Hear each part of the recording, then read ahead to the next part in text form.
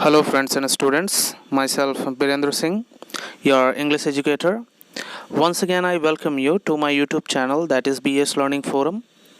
Today, I have come with a new topic, and this is the discussion of last chapter, that is the last poem in Class 10, West Bengal Board of Secondary Education.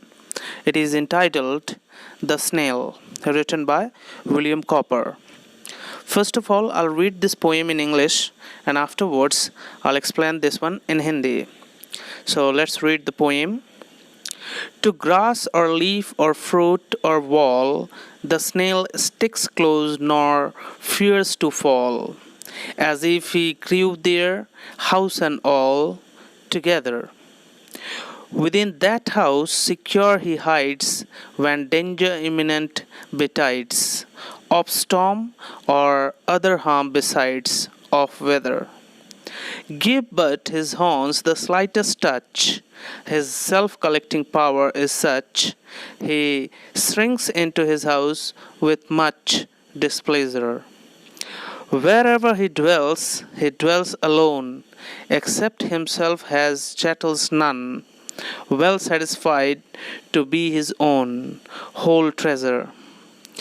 Thus hermit-like his life he leads, nor partner of his banquet needs, and if he meets one, only feeds the faster.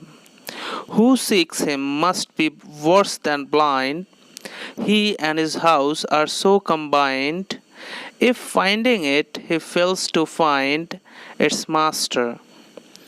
Thus we have studied this poem in English. Afterwards we are going to deal with the Hindi explanation of this poem.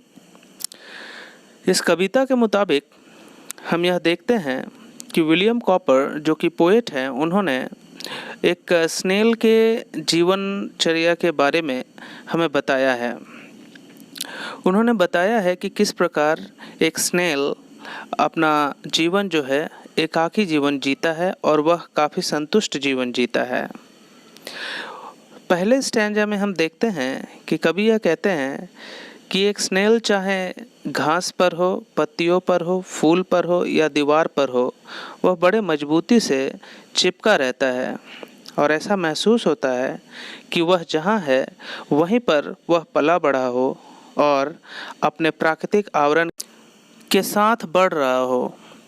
दूसरे stanza में कवि यह कहते हैं कि अगर snail को किसी प्रकार के खतरे के आने की संभावना होती है, चाहे वह तूफान हो या किसी दूसरे प्रकार की प्राकृतिक आपदा हो, यह तुरंत अपने आप को अपने आवरण के अंदर सिकोड़ लेता है और वह अपने प्राकृतिक घर में जो कि उसका आवरण है उसमें सिमट जाता है।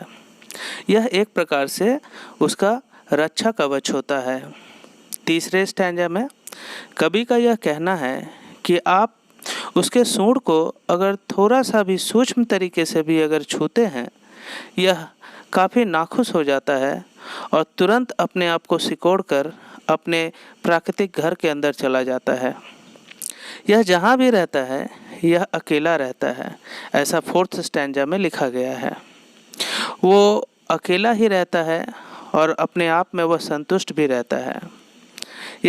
हम देखते हैं कि मनुष्य किसी भी प्रकार से संतुष्ट नहीं होता है, चाहे उसके पास कितना भी कुछ हो जाए, लेकिन यहाँ पर जो स्नेल है वह बस अपने अस्तित्व के साथ ही संतुष्ट रहता है और अपने एकाकी जीवन से उसे कोई शिकायत नहीं होती है।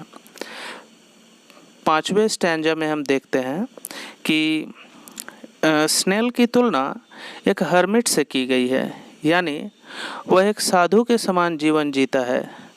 वो उसे किसी प्रकार के किसी भी प्रकार का उसके अंदर मोह नहीं होता है, किसी भी प्रकार का उसके अंदर इच्छा नहीं होता है। वह बस संतुष्ट रहता है और उसे ना ही उसे अपने डाइनिंग टेबल पर किसी पार्टनर का इंतज़ार होता है।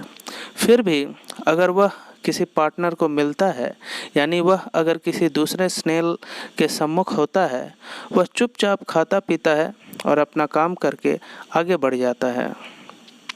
लास्ट स्टैंजा में ये कहा गया है कि अगर कोई स्नेल को खोजना चाहता है तो उसे यानी उसकी दशा एक अंधे से भी बदतर हो जाती है। यानी एक अंधा आँख ना होने की वजह से नहीं देख पाता, लेकिन अगर हम एक स्नेल को ढूंढने जाएं तो आँख रहते हुए भी हम उसे नहीं देख सकते। क्यों? क्योंकि हमारे पहुंचते ही वह अपने आप को अपने आवरण के अंदर सिकोड़ लेता है, वह उसमें सिमट जाता है। इस प्रकार हमने इस कविता का हिंदी एक्सप्लेनेशन देखा। अब हम बढ़ते हैं एक्सरसाइज की ओर। इसके लिए मैं ये बता दूं कि एक्सरसाइज में जो भी प्रश्न उत्तर दिया गया है, मैंने उसे सॉल्व करके उसका फ़ोटोग्राफ अपलोड कर दिया है। आप अपनी आवश्यकता के अनुसार उसे पॉज करें और आप अपना अपना एक्सरसाइज सॉल्व कर लें। Thank you for watching this video, and please do visit my channel for further knowledge and information. And please like, share and subscribe the video. Thank you.